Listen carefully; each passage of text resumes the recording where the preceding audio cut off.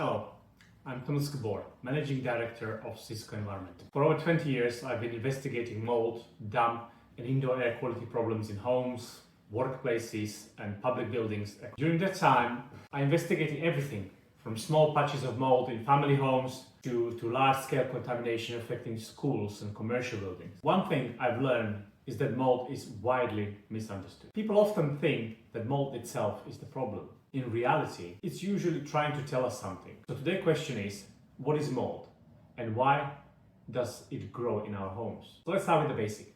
What exactly is mold? Mold is a type of fungus. It's completely natural and has been part of our environment for millions of years. In nature, its job is incredibly important. It breaks down dead plants, leaves, timber, returning valuable nutrients back into the environment. Without fungi, our natural ecosystem simply wouldn't function. So mold itself isn't unusual. In fact, it's all around us. And here's something that surprises almost everyone. Every home contains mold spores.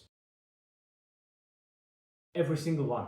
Brand new homes, old homes, clean homes, untidy homes. They're all the same in this respect. Microscopic fungal spores are constantly present in the air around us. Every time you open a window, walk through a doorway, or simply come indoors after being outside, you are bringing mold spores into the home. And that's completely normal. You cannot eliminate them. You don't need to. So if spores are everywhere, why doesn't every home have a mold growing on the walls? Because mold only grows when it finds the right condition. It needs 4 things: food source, suitable temperature, time, and most importantly, moisture. The first 3 are almost always present inside our homes. Walls, paint, wallpaper, timber, dust, and household materials all provide enough nutrients for mold to grow.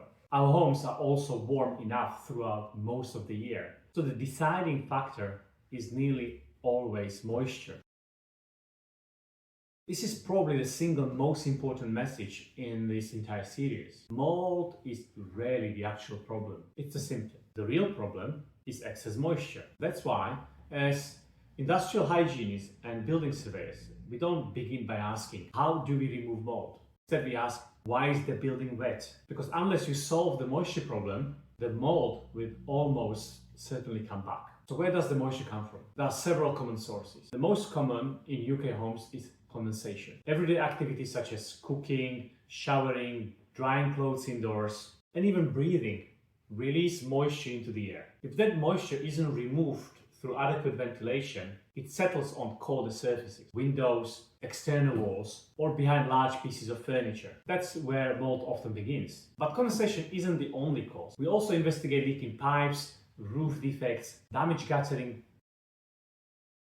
penetrating rainwater, construction moisture, occasionally rising damp. Also, I should say, true rising damp is actually much less common than many people believe. This reminds me of a property we investigated recently. The homeowners have been cleaning mold from the same bedroom wall every winter for 3 years. They assumed they just needed a better cleaning product. But when we investigated, we found that the real problem wasn't the mold at all. Poorly insulated external wall, combined with restricted airflow behind the wardrobe, was causing condensation every night during the winter. Once the moisture problem was addressed, the mold stopped returning, not because it had been cleaned better, but because the conditions that allow it to grow had been removed. One of the biggest misconceptions we hear: if I clean the mold, I've solved the problem. Unfortunately, that's rarely the truth. Cleaning removes what you can see. It doesn't remove the reason it appears. So if there is one thing I'd like you to remember from today's episode is this: mold doesn't create moisture. Moisture creates mold. Once you understand that, you are already looking at mold the same way as an industrial hygienist. In our next episode, we'll answer another question we ask almost every day. Is black mold actually dangerous to your health? We'll separate the